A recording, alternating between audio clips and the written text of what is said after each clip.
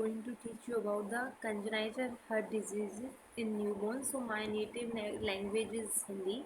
So I will use English and Hindi both. So this is a topic in BSc nursing. Okay. So the fetus have different heart structures when he or she born. So the जो foetus होता है ना वो attach होता है placenta के साथ में। अब प्लासेंटा है हमारे पास में, तो जो प्लासेंटा है ना ये क्या होता है, इसके पास में एक अम्बलाइकल वेन होती है येरी, जो कि एक होती है अम्बलाइकल आर्टरी। जो अम्बलाइकल वेन है ना वो क्या करती है, प्लासेंटा से जो हमारा डीऑक्सीजनेटेड ब्लड है वो लिवर के पास लेके जाती है। ठीक है, ये रहा लिवर। अब ये क्या है कि जो अम्बलाइकल वेन है ना, उसके बाद में इसके अंदर एक आर्टरी और होती है अम्बलाइकल वेन से, सॉरी वेन, जो कि हमारा सीधा एक लिवर के पास जाती है, एक हार्ट के पास जाती है। ठीक है, तो इसमें ना कुछ स्ट्रक्चर्स होते हैं, इसकी वीडियो मैं बाद में बनाऊंगी। तो फिर ये है, इसमें डक्टस आर्टीरियोसस है, जैसे कि हमारे पास डक्टस वेनोसस है, अम्बलाइकल आर्टरी हो गए, वेन हो गए, हमारे पास में एक हो गया फोरामेन ओवल, जो कि हमारा राइट एट्रियम और लेफ्ट एट्रियम के बीच होता है, क्योंकि लंग्स को तो जाना नहीं होती जो ब्लड होता है, क्योंकि बच्चों में लंग्स वर्किंग नहीं होते हैं उस टाइम पे। जो फोरामेन ओवल से ना जो डायरेक्ट ब्लड है वो राइट एट्रियम से लेफ्ट एट्रियम को चले जाता है। ठीक है, तो हमें पढ़ना है कि ना कंजेनिटल हार्ट डिजीज़ में क्या होता है, कई बार ना इन्हीं स्ट्रक्चर्स में प्रॉब्लम्स आ जाती है, क्योंकि ये क्या होना होता है, इनको बंद होना होता है। ठीक है, अब वो होते नहीं है, डक्टस आर्टीरियोसिस नहीं होता जैसे बंद, डक्टस वेनोसिस नहीं होता है कंडीशन में, या फिर फोरामेन ओवेल होता है, उसका साइज़ बड़ा हो जाता है। ऐसे ऐसे कंडीशंस आएंगी जो कि अभी हम पढ़ने वाले हैं। Okay, so let's start the topic. So we have a introduction. इसमें क्या है कि जो कंजेनाइटल हार्ट डिजीजेज होती है हमारे पास में, वो हार्ट के स्ट्रक्चरल या फंक्शनल हार्ट प्रॉब्लम्स हो सकती है, बर्थ के टाइम में प्रेजेंट होती है, बहुत ज़्यादा सीवियर या फिर लाइफ थ्रेटनिंग कंडीशन भी हो सकती है, फिर बहुत ज़्यादा माइल्ड डिफेक्ट्स भी हो सकते हैं। ठीक है, किस किस में, हमारे ब्लड फ्लो में, ऑक्सीजन डिलीवरी में हो सकता है ये। ठीक है, वॉल्स में हो सकते हैं, ब्लड वेसल्स में हो सकते हैं। ठीक है, चैम्बर्स के अंदर हो सकता है, और ये 100 में एक बच्चे को होता है। ये तो हो गई इंट्रोडक्शन की बात। अब इसकी डेफिनेशन दी थी हमें WHO ने, जो डेफिनेशन दी है इसकी, कि जो CHD है यानी कि कंजेनाइटल हार्ट डिजीजेज है, वो रेफर करता है जो भी माल फॉर्मेशन हुई है हार्ट के स्ट्रक्चर में at the time of birth. Then इसके बाद आती है इटियोलॉजी हमारे पास में, कि कौन कौन से कॉजेज हैं ऐसे जो कि इसको कराते हैं। ठीक है, क्रोमोसोमल एबनॉर्मेलिटीज़ हो गए, डाउन सिंड्रोम हो गया, टर्नर सिंड्रोम हो गया, या फिर कोई जीन में म्यूटेशन हो गई, या मदर जब प्रेग्नेंट थी उस टाइम पे उसको कोई इन्फेक्शन था, रुबेला जैसे एग्जाम्पल में। ठीक है, या फिर कोई कंडीशन हो गई, जैसे मदर को कोई भी डायबिटीज़ है, फिनाइल कीटोन्यूरिया है। ठीक है, उसके बाद में या फिर मदर ने कुछ सर्टेन मेडिकेशंस लिए, मूड स्टेबलाइजर्स हो गए, जैसे कि अल्कोहल कंजप्ट करती है, बहुत ज़्यादा स्मोक कर रही थी प्रेगनेंसी के टाइम पे, या फिर कोई भी उसका एक बच्चा है, या फिर उसका पेरेंट है, या फिर मदर का कोई सिबलिंग थी उसको भी हो थी ये प्रॉब्लम, या फिर उसको फॉलिक एसिड की डेफिशिएंसी है। ओके, देन इसके बाद आते हैं इसके टाइप्स क्या क्या हैं। तो हमारे पास में ए साइनोटिक और साइनोटिक दो टाइप के होते हैं। साइनोसिस सबको पता है, ब्लू डिस्कलरेशन हो जाता है हमारे ब्लड का। क्यों? जब हमारे ब्लड में कार्बन डाइऑक्साइड एक्सेसिव अमाउंट में हो जाता है और ऑक्सीजन डिक्रीज हो जाता है। तो एसाइनोटिक में क्या होता है कि ब्लू डिस्कलरेशन नहीं होता है, क्योंकि इतनी भी ऑक्सीजन जो है वो कम नहीं होती है जितनी कि साइनोटिक डिजीज में हो जाती है। तो इसमें क्या हमारे ना कुछ कंडीशन है, जैसे कि VSD है, ASD है, पेटेंट डक्टस आर्टीरियोसिस है, कोआर्टेशन ऑफ एओर्टा है, पल्मोनरी स्टेनोसिस है, एओर्टिक स्टेनोसिस है। ठीक है, साइनोटिक में हमारी ये सारी कंडीशन है जो कि हम एक एक करके पढ़ने वाले हैं अभी। ठीक है, मेनली नर्सिंग में ना, जो अभी INC का जो मतलब सिलेबस हुआ है चेंज, तो उसमें ना ये वाली डिजीज़ है, VSD है, जैसे हमारे पास में ASD है, PDA है, टेट्रोलॉजी ऑफ फैलट हो गया, ये डिजीज़ है मेनली इसके अंदर। ठीक है, तो एसाइनोटिक डिजीज़ मैंने बता दिया है कि क्या होता है इसमें ना। एसाइनोटिक डिजीज़ में हमारा जो हार्ट है, जैसे ये हार्ट है हमारा, तो इसमें क्या होगा, शंट होगा। अब शंट क्या होता है, एक ओपनिंग होती है हमारे हार्ट के अंदर। ठीक है, जैसे कि लेफ्ट से जो ब्लड है ना वो राइट में आ रहा है। अब आपको पता है कि हमारा जो राइट वाला है वो डीऑक्सीजनेटेड ब्लड को कैरी करके रखता है और लेफ्ट वाला ऑक्सीजनेटेड है। तो ये बताओ कि भाई अगर डी मतलब ऑक्सीजन वाला थोड़ा बहुत अपना लेफ्ट के पास में ब्लड भेज भी रहा है, शंट हो भी रहा है, तो उससे साइनोसिस थोड़ी होगी बॉडी में, क्योंकि जब हमारा लेफ्ट एट्रियम लेफ्ट वेंट्रिकल को ब्लड देगा उसके बाद में वो एओर्टा को देता है, और एओर्टा ही बाकी ब्लड बॉडी में सप्लाई करता है उसके बाद में, तो बॉडी में साइनोसिस नहीं होगी। बट ये मैंने साइनोटिक पे समझा दिया है, बस मैं समझा देती है, ठीक है। बाकी इसमें क्या है कि ये होता है कि ना, जैसे ए साइनोटिक ये रहा हमारे पास में, तो इनमें शंट है, जो मैंने इधर बताया है ना कि भाई लेफ्ट से आ रहा है ब्लड राइट की तरफ, तो डी ऑक्सीजनेटेड ब्लड में ऑक्सीजनेटेड ब्लड मिल रहा है, तो उससे कुछ ज़्यादा ऐसे नहीं होगी, साइनोसिस नहीं होगी। बट इसमें क्या होता है कि ना, साइनोटिक वाले में अब ये जो हमारा शंट है ये राइट टू लेफ्ट होता है, इसका मतलब हमारा ऑक्सीजनेटेड ब्लड में डीऑक्सीजनेटेड ब्लड आके मिल रहा है। राइट एट्रियम वाला ब्लड हमारे लेफ्ट एट्रियम में आ रहा है, तो राइट एट्रियम में हमारा डीऑक्सीजनेटेड ब्लड था, अब लेफ्ट एट्रियम में क्या है, ऑक्सीजनेटेड ब्लड होता है। तो भाई जब डीऑक्सीजनेटेड ब्लड ऑक्सीजनेटेड ब्लड के साथ मिलेगा तो ऑब्वियस साइनोसिस होगी, ठीक है। तो इसमें वही बता रखा है कि एसाइनोटिक में क्या होता है, जो ऑक्सीजनेटेड ब्लड होता है ना हमारे लेफ्ट साइड हार्ट के, वो हमारे डीऑक्सीजनेटेड ब्लड के साथ में मिल जाता है, जिसकी वजह से कोई साइनोसिस नहीं होती है। बट साइनोटिस में क्या होता है कि जो डीऑक्सीजनेटेड ब्लड होता है हमारी राइट हार्ट की साइड, उसमें राइट हार्ट में वो हमारे ऑक्सीजनेटेड ब्लड में मिल जाता है, किसके, लेफ्ट साइड के हार्ट के, तो फिर इस वजह से साइनोसिस हो जाती है। ओके, तो अब इसमें आता है ए साइनोटिक डिफेक्ट्स क्या है बेसिकली। तो ए साइनोटिक डिजीज में हम सबसे पहले देख रहे हैं आर्ट्रियल सेप्टल डिफेक्ट, यानी कि ASD, ठीक है।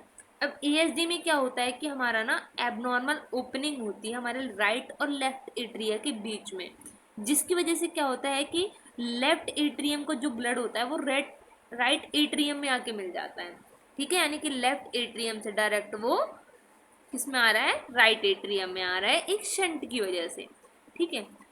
अब VSD में क्या होता है, VSD अब वेंट्रिकल है भाई, अभी तक तो एट्रियम के बीच था, अब इसमें क्या होगा, वेंट्रिकल्स के बीच में हो जाएगा, राइट वेंट्रिकल और हमारे पास में जो ये है लेफ्ट वेंट्रिकल, इन दोनों के बीच में शंट होगा, ठीक है।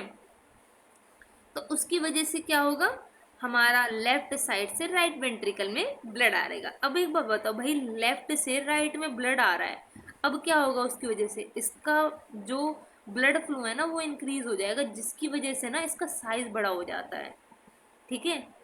इसीलिए हम कहते हैं इसको राइट वेंट्रिकुलर हाइपरट्रॉफी, ठीक है। अब इस पे जब ब्लड ज़्यादा हो जाएगा तो ऑब्वियस है हमारी पल्मोनरी आर्टरी पे भी क्या हो जाएगा, पल्मोनरी आर्टरी पे भी वो इंक्रीज हो जाएगा वर्क फ्लो, ठीक है। अब लंग्स बहुत ज़्यादा काम करने लगेंगे, जिसकी वजह से हार्ट फेलियर भी हो सकता है, ठीक है। तो इसके बाद आता है हमारा patent ductus arteriosus. Patent ductus arteriosus में क्या होता है कि इसमें ना हमारी ब्लड वेसल होती है एक, जो कि हमारी पल्मोनरी आर्टरी को एओर्टा से कनेक्ट करती थी फीटल लाइफ के ड्यूरिंग, ठीक है।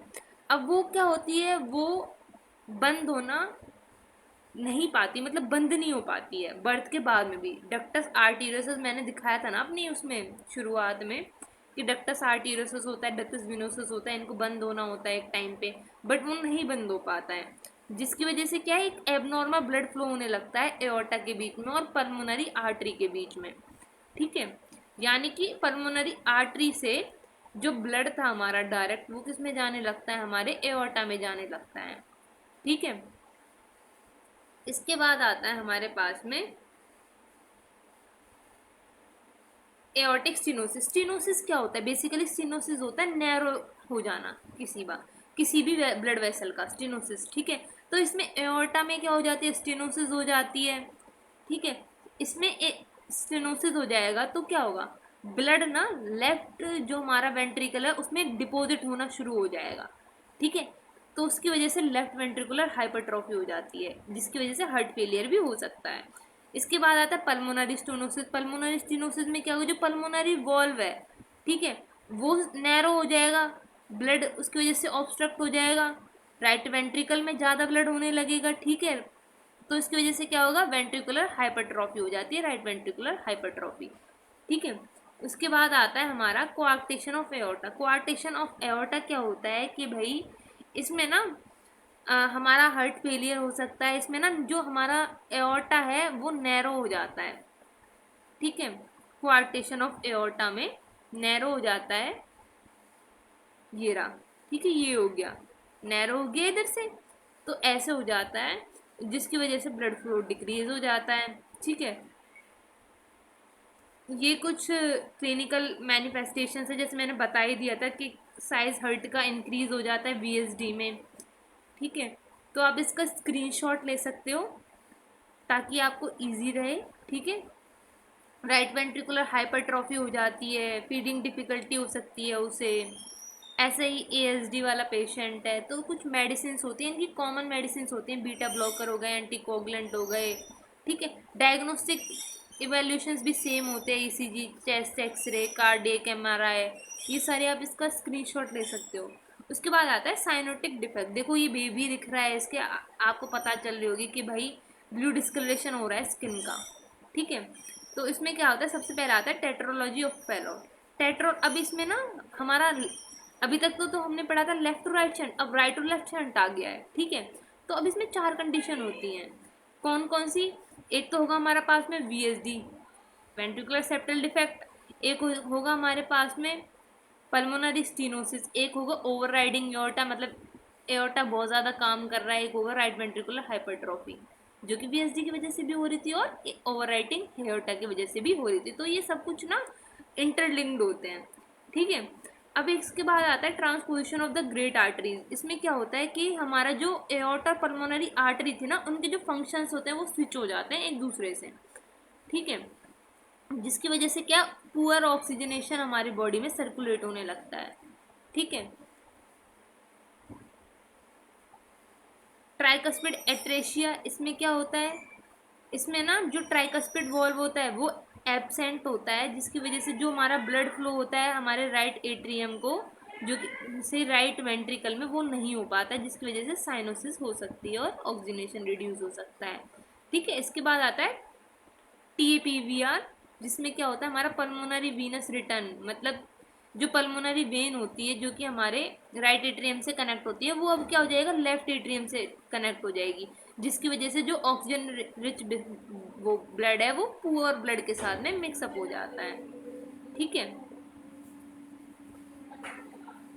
इसके बाद आता है हमारा ट्रंकस आर्टीरियोसिस। ट्रंकस आर्टीरियोसिस क्या होता है कि एक जो सिंगल ब्लड वेसल होती है हमारी वेंट्रिकल से आ रही होती है, वो इसको पल्मोनरी और पल्म एओर्टा को सेपरेट नहीं कर, जो कर रही होती है अब नहीं करती है इसमें, जिसकी वजह से सर्कुलेशन मिक्सड अप हो जाएगा, ऑक्सीजनेशन रिड्यूस हो जाएगा।